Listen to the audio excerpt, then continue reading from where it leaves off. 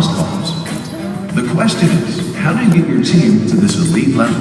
Is there something extra you can do to break through the remaining resistance and equip them with the right mindset to grow your business? Yes, there is. But you're not going to do it with one of those cheesy inspirational speakers or some self-proclaimed guru. What you need is someone with a real business track record to deliver key insights in a captivating way, to give your team the right tools for selling in today's tough marketplace. Enter Victor Antonio, experienced executive, innovative thinker, compelling speaker. He's ready to deliver the message you need your people to hear.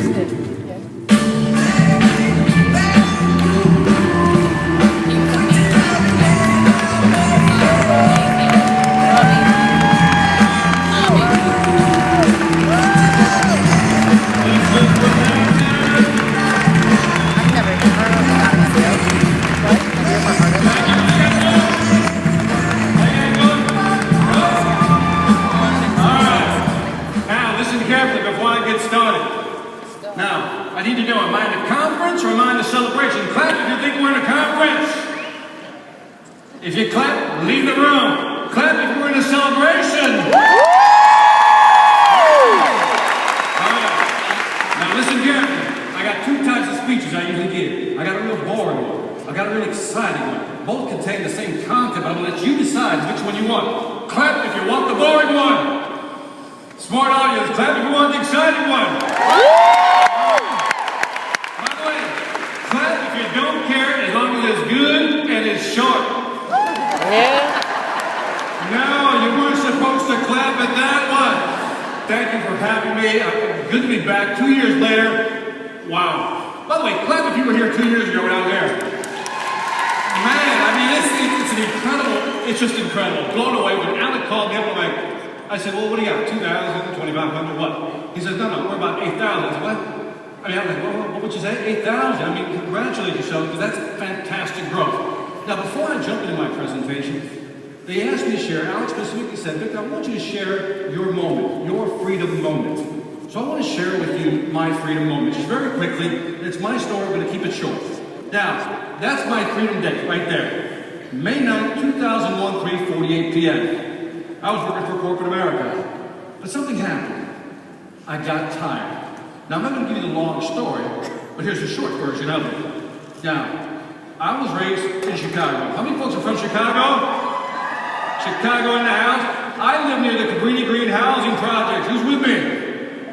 That's what I thought. All right. And by the way, we were poor.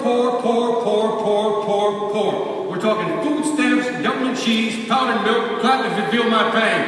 All right? So I've been there. But by the way, take the poverty test. Back in the day, you knew you were poor when you had to, remember when the knob broke off? What'd you use to change the channel?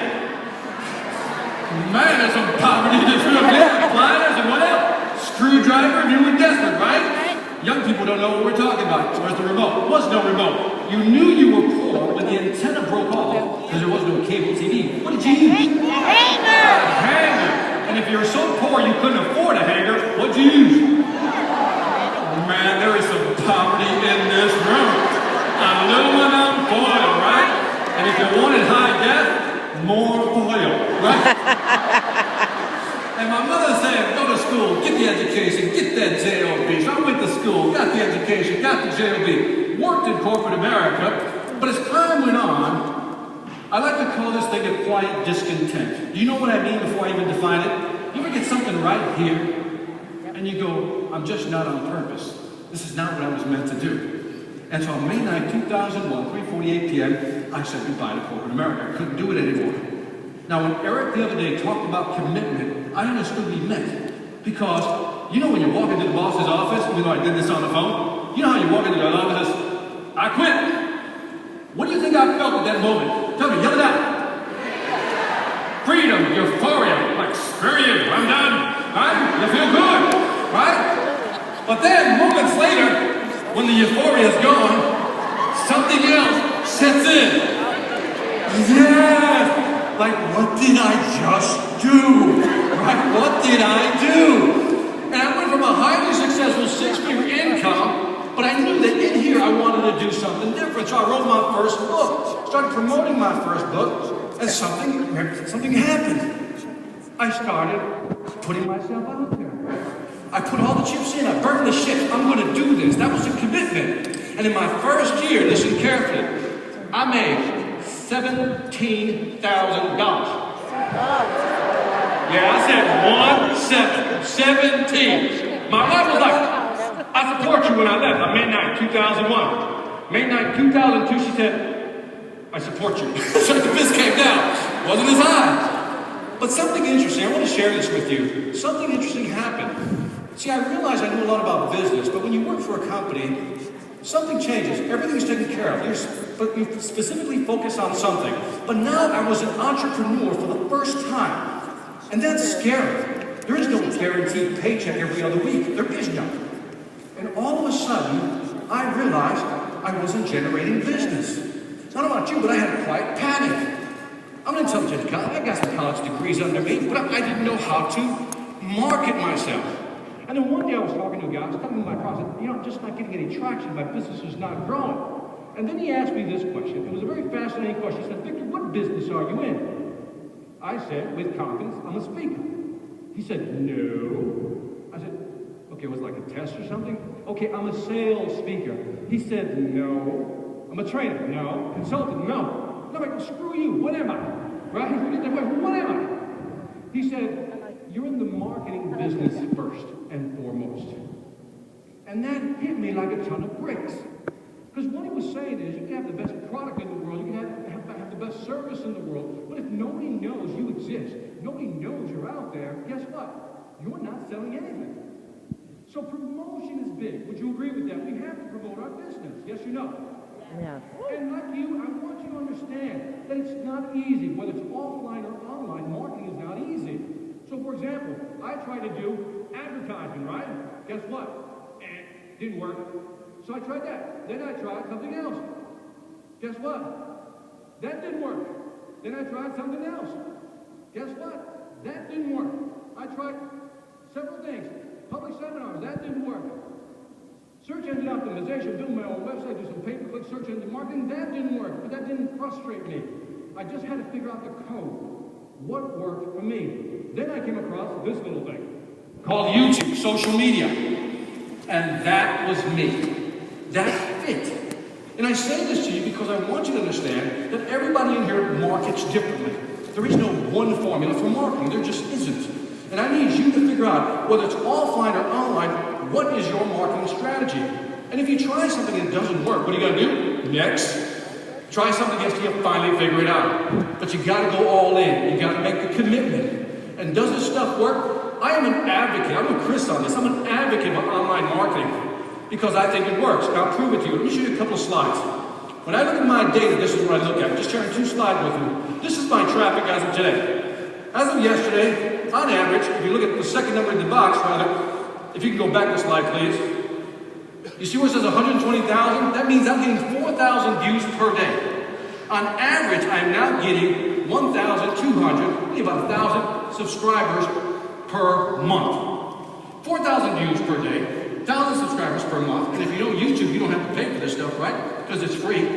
And then, when people find you on social media, what does that do? Drive traffic to your website.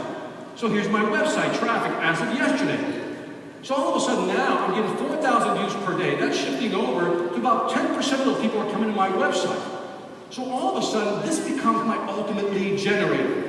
And I want to share this with you because I want you to understand, you got to find your marketing, whether it's Facebook, LinkedIn, Pinterest, whatever it may be, find what works for you. But now, once we market, and here's where I really want to get into my speech, is that what do you do with these people? How can we sell more effectively? Are you ready to learn how to sell? Yes or no? All right, here we go. Now, let me go through this. Archimedes had an interesting principle. He said, give me a long enough pole and a place to stand and I can move the world. What does that mean to you? It means simply this. Sometimes our clients don't know how to make a decision. It's our job to grow our pole of influence and what? Leverage them to make a decision. Now listen carefully, because I don't like pressure. In today's market, you cannot pressure buyers. Would you agree with that? Pressure today's buyer is not going to work. For example, when I look at influence, here's Webster's definition. The act of producing an effect without apparent exertion of force or direct command. I don't know about you, but I'm ADD. That doesn't work for me. So here's a simple definition, right? The ability to guide a person's behavior and make them comply passively. That sounds a little Machiavellian. Let's move on. I don't like that one either. Here's my definition. The ability to nudge without pushing. Do you like that? Because that's what this was what it, that's what you do. Because that's how you do it. I'm going to show you how you can nudge your customers, grow your pool of influence, so they'll make that decision. Let me give you some examples. The Bureau of Labor Statistics came out with something interesting. Because I always hear people say, Victor, you know, but I'm just not good at selling. Victor, I'm just not good at selling. Clap if you've ever heard that before. Right? So you guys have shut up. Did you know 1 out of 9 people employed today are in sales? 1 out of 9 people employed today are in sales. But here's the interesting part. When they looked at the 8 of 9, and they took a closer look at the 8 of 9 who were not specifically salespeople, here's what they found. That they spend 40% of their time influencing and persuading. So we're all in sales whether we choose to accept it or not. Can we now accept that? Yes or no? Yes. We all do it. Now let me give you some examples of nudging. Did you know that when you walk into a store and somebody comes up to you and says, can I help you find something? Did you know that sales go up 30% by simply asking that question? Wow! Did you also know consumers have a velocity? Listen to this. If there is a narrow aisle, you will walk faster. Right? If the aisle is wide, you will tend to slow down. Haven't you noticed when you go to the perfume section, the women's shoe section? What happens to the aisle? They get real wide because you automatically slow down. You're being nudged through the store, and sometimes they need to slow you down. Like, for example, sometimes the aisles are too narrow, right? And you're walking too fast. How do they slow you down? How do they slow you down? You ever go like to Kmart, Walmart, or something like that? Come on, Target, and you're walking too fast. What do you see in the aisles? Bins, right? And see, those are mental speed busters. Here's you. Hum-de-dum-de-dum-de-dum. Oh, DVDs for sale. $5. Let me check some of these out. Right? Oh, I know you've been there. Don't lie to me. Do not lie to me. Right? Some of you, I will never go there. Just shut up. Right? Just shut up. Did you also know that we're impulse buyers? Yes or no? When we go to the grocery store, where do they put the milk? Yell it out. All right, right around here. Whoever said refrigerator, thanks to the obvious. Right? Of course, they put the milk in the back, they put eggs in the back, they put everything in the back because they know what's going to happen is you're going to walk down the aisle, and on the way back you might see some cookies, some donuts. Okay, did that happen? So they're already nudging us to buy more. Did you know that when you're talking to somebody, just by simply touching their arm, one study showed sales increased from 55 to 81%. Wow, just touching the arm. Now remember, I said touch, don't fondle. Big mistake. Just gently touch. Sometimes I have to explain these things, right? Next, did you know they did an interesting study? They did an interesting study with waiters and waitresses. And what they wanted to find out is, if you gave me your order and I mimicked the order right back to you, versus if I paraphrased it, would that impact tip rates? And what they found out is waiters or waitresses that use the same wording as the customer, they mimicked back what they ordered, got 70% more in tips. Wow, just by mimicking. Isn't that fascinating? Influences everywhere. How about this one? Let me ask you a question. You're talking to one of those customers. You're trying to talk to them about Plexus. Now, you got some good news and some bad news. Which should you present first?